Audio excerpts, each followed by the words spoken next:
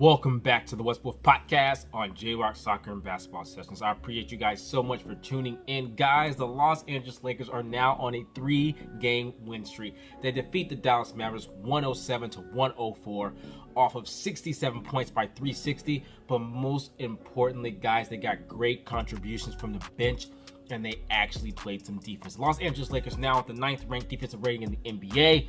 Guys, they are doing the things that is necessary to win basketball games. We're going to get into all that right here on the Westwolf Podcast, but first I want to ask you guys, please hit that subscribe button. I would really appreciate it. It will help me out a lot. I'm trying to get to 1,000 subscribers. Also, if you enjoyed the video, if you enjoyed the podcast, please hit that like button. It helps push my video out even more. But guys, let's get right to it right here on the Westwolf Podcast. Let's get it. All right, what's going on, guys? Look, we're going to get into 360, but first I want to talk about the bench production. Guys, 360 scored 67 points in this game, but the Los Angeles Lakers put up 107, which means they got 40 points elsewhere, and that's important for the Los Angeles Lakers. If you count the role players and the bench guys, they put up 40. Which, guys, that's saying a lot for the Los Angeles Lakers that they don't. 360 doesn't have to score 80 points just themselves to win a basketball game. That was my concern early on in some of the basketball games. But that wasn't the case here. Wayne Ellington had 9. Austin Reaves had 15. You had Bradley contributed 5. DeAndre Jordan had a couple. Carmelo Anthony had 9.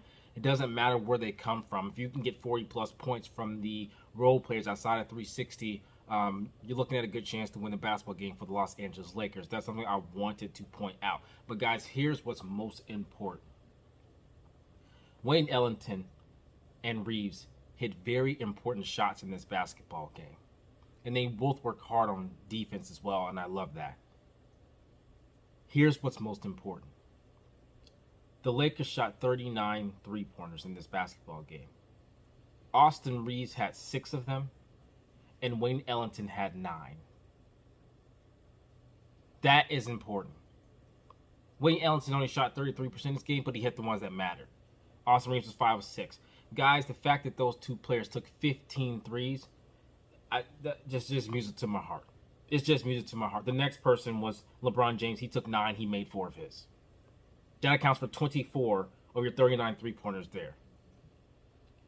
I'm very happy about the right people were taking those three-point shots. That is important because we've gone through games where Ellington didn't get enough touches. You've gone through games where Reaves didn't get enough chances. And they're getting those chances, and they are making a difference. So in total, they went 8 of 17 from the three-point line. Guys, it's absolutely phenomenal. And I'm happy about that, and I hope that can continue. Are they always going to get up 17? Maybe not. But my gosh, they should be shooting 10 to 12 of those a game combined. And I wish I could keep them at 15. They need to shoot, along with Bunk. The right people need to be shooting those threes, and that's what's been happening as of late. And I'm very happy about that. Also, I want to talk about the defense. Guys, they're working hard. Look, there was no Dwight Howard. There was no Malik Monk. I was definitely worried about not having Malik Monk. Howard as well to a lesser degree, just because I just don't think DJ at this point in his career has a whole lot left in the tank. But I was definitely worried about not having Monk. Worried about not having Dwight Howard. And the defense just worked hard. Avery Bradley he just works really hard. He tries with everything he has he was working very hard in this game just to be a good defender, just to wreak havoc, just to make the other team uncomfortable. Guys, it's not always about steals, blocks, anything flashy. Sometimes it's just about making that offensive player uncomfortable in their own game. And Bradley was working hard to do that. I think as a whole, as a team, that they were working hard to do just that. Wayne Ellington, not known as a defender at all, but he was working hard. He was fighting over screens. He was running around screens. He was doing everything he could. Avery Bradley was guarding Kristaps Porzingis and was giving it all he had. The defense just worked hard, and I was very happy about the defense. I want to talk about both of those things first. I thought it was phenomenal. Now, we will get into their defense is now 9th. And that's saying a lot, considering I think they were 24th earlier in the year. That they've moved up to 9th. They are turning the ball over a lot, getting turnovers as well. I think they are one of the best in the league getting the other team to turn the ball over. We just have to make sure we're taking care of the ball on our end. Which we struggled with that a little bit today, but it worked out. They took care of the ball when it mattered most in the clutch and fourth quarter, things like that. So I'm not too worried about it. Now, 360, 67 points, guys. They're just special. They're just special. People thought that this wouldn't work. I kept telling everybody 20 to 25 games. Guys, we're in game, 28, 29, something like that. And 29. And we're starting to see it. Russell Westbrook, 23 points, 9 assists, 10 rebounds, 54% true shooting. A great assist to Austin Reaves. Austin Reaves, big shot. Happy for you, man. Big shot by him to win the game. Russell Westbrook also hit a clutch 3 during the game and had a couple of clutch assists to LeBron and Anthony Davis. The importance of that isn't just to say that Russ had something to do with like all 4 of the last 4 possessions. It's to say, think about who they were too. Anthony Davis, LeBron James, Reaves. That stuff matters. He took one of those shots himself. One. Outside of that, he was making the right play, and it was to his co-stars. He believes in them. They believe in him. All this trade rumor mess, I'm not worried about it. It's a little bit funny and irritating, but I'm not too worried about it. Look, 360, they're here to stay. They're building chemistry. We said 20, 25 games. Here we are in game 29, and we're starting to see some semblance of what this thing can be, especially if we're getting contributions from the bench itself and from the role players in the starting lineup. I thought Wayne Ellington starting was absolutely beautiful, and they helped out the big 3. But as far as 360, so we went through Russell Westbrook's stat line. Anthony Davis, 20 points. Let's talk about Anthony Davis. He had 20 points, 12 rebounds, 2 assists. Surprisingly, he didn't have a block. I don't know when the last time that happened. He did struggle in the first half. Like, he had 6 turnovers. I'm pretty sure those were all in the first half. I can go back and look and check, but I'm pretty sure that they were. His first half had me just beside myself because I just didn't understand what the heck was going on with him. I'm going to name drop someone here. And actually, I think I owe her a name drop anyway. Hopeless Realist on Twitter. Go follow her. Man, no one knows Anthony Davis better, in my opinion, that I've seen. I had to ask her, like, what's going on? Did he rush back with his knee injury? And her answer, I believe, was some semblance of, and it made sense that with him, it's all about rhythm. He had missed a couple of games, and it's been a while. He got his rest. And he just has to get back in rhythm and rotations and things like that. So she said she wasn't too worried yet. And she specifically said in the first half of the axe, if he bleeds into the third quarter, then I'm worried. Well, guys, Anthony Davis had 4 points and 5 turnovers. So he had 1 in the second half. 5 turnovers at the halftime. She was right. He came back in the second half, put up 15 points. He only had 1 turnover. He turned his whole game around. That is Hopeless Realist. Go check her out. Go follow her on Twitter. No one knows Anthony Davis more that I've seen so far. So, but that, Anthony Davis, he got it together in the second half. And I know I tweeted out, like, masterclass by Anthony Davis second half. I'm speaking it into existence. People thought it was crazy.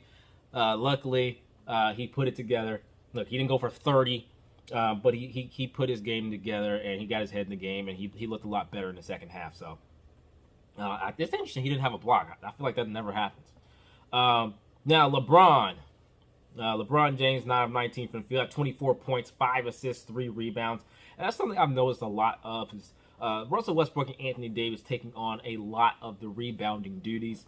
LeBron, he's done it when he's had to, but for the most part, those 2 are pulling it down. He's cool with that. But yeah, so King, he's 4 of 9 from the 3-point line. He was absolutely phenomenal from outside. So, and great thing for LeBron James, he only had 2 turnovers. I always say if LeBron James and Russell Westbrook can have less than 8 turnovers, I'm happy with it because they have the ball so damn much. Russell Westbrook had 4, LeBron James had 2, only had 6 combined. That's the way I look at it. I'm not gonna sit here and stress about every single turnover that they have. They have the basketball so much. If they combine for less than 8, I'm good with it. The problem was in this game in particular, an aberration happened. Anthony Davis had 6. That's not normal. I'm not too worried about it. But they were definitely doubling Anthony Davis hard. I mean, hard.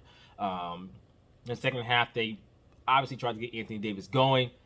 They were running him off screens, getting him closer to the basket, running him off screens, getting him a wide open jumper, working it in ways that he wasn't just posting up, waiting for that double team. Anthony Davis, that's one area I think that he struggles with just a little bit. When he gets those doubles in the post, I don't think he's as good as passing out or reading those double teams. If the Lakers would cut, it would make the reads easier for Anthony Davis as he struggles with double teams, in my opinion. But in the second half, they made it in ways where all he had to do was catch and shoot, catch and go up. He didn't have to wait on that double team. There were quick decisions, easy for him to make. And he turned his game around, so I'm happy about that. LeBron James is a big part of that. He was in the pick and roll with Anthony Davis. Westbrook was in the pick and roll with Anthony Davis just to make it easier.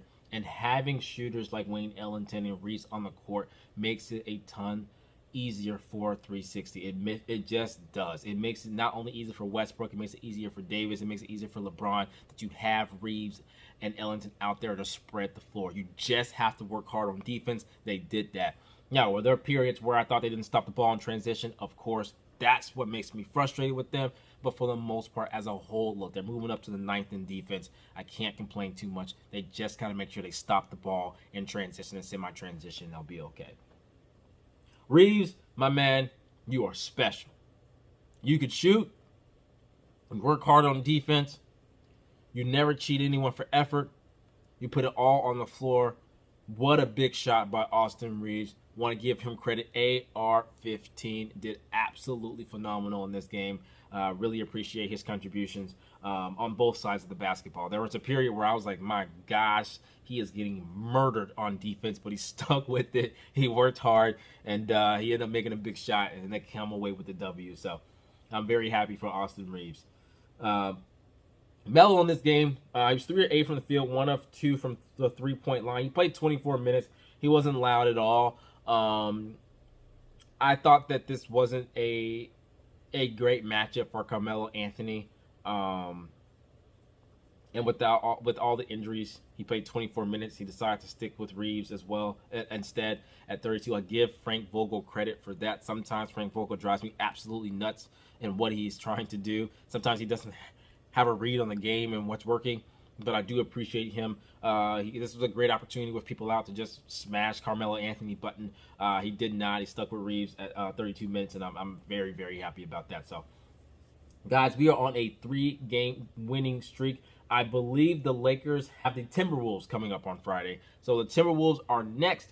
Looking forward to that game. That's at 9 p.m. on ESPN. But other thing I want to say, Russell Westbrook, he made all the right reads in clutch time. It drives me nuts that people say things like Russell Westbrook doesn't ever need to touch the ball with under 4 minutes or 5 minutes, whatever the heck they say. Guys, he made all the right plays. Here's the thing about Russell Westbrook. When he's thinking, this is any player, any basketball player that thinks too much makes mistakes. If you've played basketball on any type of competitive level, you know that that's the truth. When Russell Westbrook is thinking about fitting, when he's thinking about, do I take this shot or do I get this to LeBron or AD? When he's thinking too much, he tends to make a mistake. In the clutch, he just played basketball, and he made all of the right reads late in the game. He made all the right decisions late in the game because he wasn't thinking. Russell Westbrook, free, is one of the best basketball players to ever play the game of basketball. That's why he's one of the 75 best players to ever play the game of basketball. Thank you guys so much for listening to the Westwolf Podcast. I'm your host, J.D. Jackson. As always, you can find me on Twitter, Russell Westbrook Gets a Chip, at Always in Forever Art, and on YouTube at J-Rock Soccer and Basketball Sessions. I will see you all Friday versus the Minnesota Timberwolves. And as always, until next time, peace.